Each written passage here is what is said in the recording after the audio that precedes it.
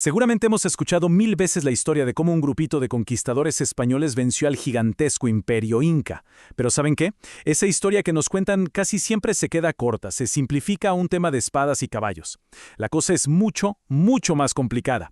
Pensemos en esto más bien como una tormenta perfecta, una serie de eventos desafortunados uno tras otro que dejaron al imperio de rodillas. Y ojo, esto fue mucho antes de que los españoles siquiera pensaran en disparar. Esa es la pregunta del millón, ¿no? Es algo que por siglos ha mantenido a los historiadores dándole vueltas al asunto. Y no, la respuesta no es tan simple como caballos y espadas. La clave, en realidad, es una mezcla explosiva de cosas. Un factor biológico, uno político y, claro, uno estratégico, que crearon el escenario para uno de los derrumbes más espectaculares de la historia. Así que, ¿qué les parece si desmenuzamos este misterio juntos? Vamos a ver cada pieza del rompecabezas. Miren, el primer golpe, y probablemente el más letal de todos, no lo dio un soldado. No, para nada. Lo dio un virus. Mucho antes de que Pizarro y su gente pusieran un pie en el corazón del Tahuantinsuyo, ya había un enemigo silencioso, una vanguardia invisible que estaba haciendo un verdadero desastre. Y aquí es donde la cronología se pone increíble. Imaginen esto, la viruela, una enfermedad totalmente desconocida en los Andes, viaja desde el Caribe y arrasa con la región años, repito, años antes del contacto con el grueso de las tropas de Pizarro. O sea, para cuando los españoles finalmente llegan, el imperio ya está herido de muerte. ¿Por qué? Porque su líder, el gran inca Huayna Cápac, y su heredero ya estaban muertos. Así de simple y así de terrible. 30 a 50%. Es que es una cifra que cuesta trabajo dimensionar, ¿verdad? Pensemos un momento en lo que significa. Que de cada 3 personas, una murió. O peor, de cada 2, una. La mitad de toda la población andina desapareció. Millones. Y lo más loco es que murieron por un enemigo invisible, un enemigo que ni sabían que existía, y muchos de ellos sin haber visto a un solo europeo en su vida. Y claro, una catástrofe así no solo es demográfica. Aquí está el punto central de todo esto. La plaga no solo se llevó millones de vidas, literalmente decapitó al imperio. Al morir el Zapa Inca y su heredero al mismo tiempo, ¡pum!, el Tahuantinsuyo se queda sin cabeza, en una crisis de sucesión nunca antes vista. Y esto, claro, fue el caldo de cultivo perfecto para lo que venía después. Y como suele pasar, ese vacío de poder no se quedó vacío por mucho tiempo. En su lugar brotó la ambición, la rivalidad y con ellas una guerra civil brutalísima que iba a partir al imperio por la mitad, desde sus cimientos. Así que tenemos a 2 medios hermanos, Huáscar y Atahualpa. Por un lado, Huáscar en la capital, Cusco. Él era, digamos, el candidato oficial, con el apoyo de toda la nobleza tradicional. Y por el otro, Atahualpa, desde Quito. Él no tenía el linaje tan directo, pero, cuidado, tenía algo quizás más importante: a los mejores generales y a los ejércitos más experimentados de su lado. El resultado fue inevitable. El imperio se fracturó, el norte contra el sur. Pero ojo, que nadie piense que esto era solo una pelea de hermanos. Para nada, era mucho más profundo. Para entender bien el meollo del asunto, hay que hablar de las panacas. ¿Qué eran? Bueno, imaginen que eran como los clanes o familias reales de los incas pasados, cada uno con un poder y una influencia enormes. Así que la guerra entre Huáscar y Atahualpa fue en el fondo una guerra entre estas facciones de la élite. Política pura y dura. Al final, después de años de una guerra sangrientísima, Atahualpa gana. Pero, ¿a qué costo?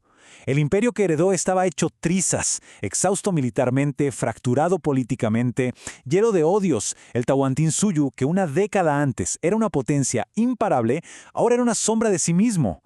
Estaba listo para romperse. Y justo en ese preciso momento de máxima debilidad, ¿quiénes aparecen en el horizonte? Sí, los españoles. Y aquí la historia se pone todavía más interesante. Solemos pensar en el imperio inca como una sola cosa, un bloque unido, ¿verdad? Pues, error. La realidad es que era más como un mosaico gigante, lleno de pueblos y etnias diferentes que, y esto es clave, habían sido conquistados por los incas a la fuerza y no hacía mucho tiempo.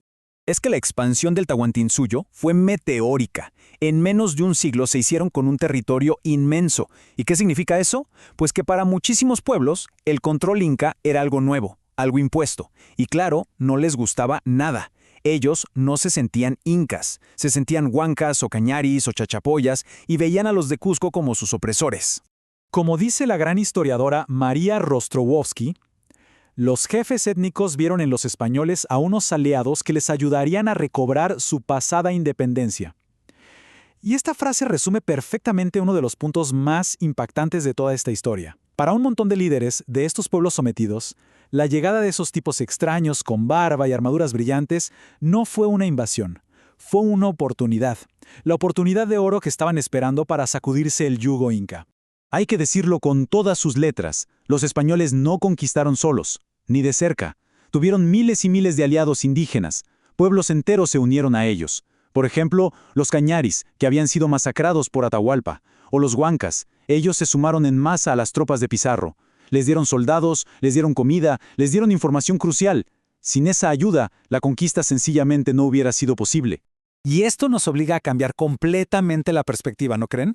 Para muchísima gente en los Andes en ese momento, los españoles no eran los conquistadores. No, eran los libertadores. Llegaron para ayudarlos a sacar a los que ellos sí consideraban sus conquistadores, los incas del Cusco. Es un giro tremendo en la historia. Bien, la estrategia del conquistador, explotando el caos. Y ahora sí, llegamos a la última pieza de este rompecabezas, los propios conquistadores. Porque hay que entender que no eran solo un montón de soldados, eran sobre todo unos estrategas increíblemente astutos. Supieron ver el caos que había y en lugar de asustarse dijeron, aquí hay una oportunidad, y la explotaron al máximo. A ver, claro que sí, la tecnología ayudó. Y mucho. Las espadas de acero, las armaduras, esos arcabuces que metían un ruido infernal y, por supuesto, los caballos. Para los pueblos andinos, ver a un hombre montado en ese animal gigante era algo de otro mundo, aterrador. Les daba una ventaja táctica y psicológica brutal. Pero todo eso, todo ese armamento, son solo las causas visibles, son solo la punta del iceberg. La verdadera jugada maestra de Pizarro y su gente fue su estrategia. Fue un manual casi perfecto. Primero, explotar las divisiones. Segundo, jugar al bueno y al malo, creando miedo por un lado y buscando alianzas por el otro. Tercero, siempre usar la sorpresa, ser audaces. Y el punto culminante, la jugada de ajedrez final, fue la captura de Atahualpa en Cajamarca. Un movimiento tan audaz que volvió a dejar al imperio sin cabeza, y esta vez fue para siempre. Es que ellos no llegaron en plan, venimos a invadir y ya. No, fueron mucho más listos. Se metieron en medio del conflicto que ya existía, casi como si fueran los árbitros. Se sentaban a escuchar a los jefes locales que odiaban a los incas, les prometían ayudarlos, les daban un trato amigable y a la vez usaban la violencia cuando les convenía. Al final no fue solo una conquista a punta de espada, fue una maniobra política brillante. Entonces, si juntamos todas las piezas del rompecabezas, la imagen que nos queda no es la de una simple conquista. Es, como decíamos al principio, una tormenta perfecta. Una serie de crisis que chocaron todas al mismo tiempo y que juntas hicieron que lo que parecía imposible sucediera. Pensemos en los ingredientes de esta tormenta. Primero, una plaga devastadora. Segundo, el vacío de poder que dejó. Tercero, una guerra civil que lo destrozó todo. Cuarto, el resentimiento de los pueblos sometidos. Y quinto, la llegada de una fuerza extranjera estratégica y oportunista. Es que, si lo piensan, ninguno de estos factores por sí solo hubiera tumbado al imperio. Fue la combinación mortal de todos ellos ocurriendo a la vez. Un combo letal. Hay una cita que lo resume todo de una manera espectacular. No fue un puñado de advenedizos quienes doblegaron al Inca, sino los propios naturales descontentos. En otras palabras, los españoles fueron la chispa, solo la chispa. Pero el polvorín ya estaba ahí, listo para explotar. Por eso, se puede decir que el colapso del imperio inca fue, en gran parte, un asunto interno, un evento profundamente andino. Así que nos queda esta pregunta en el aire. ¿Fue realmente una conquista militar o fue más bien el colapso de un imperio que por dentro ya estaba muy frágil? La verdad es que la historia de la caída del Tahuantinsuyo nos hace cuestionar todo lo que creemos saber sobre las conquistas. Nos enseña una lección increíble, que las grietas internas, esas que no se ven a simple vista, pueden ser tan o más destructivas que cualquier ejército extranjero. Y nos recuerda que hasta el imperio más poderoso puede venirse abajo como un castillo de naipes cuando todos los elementos de la tormenta perfecta se alinean en su contra.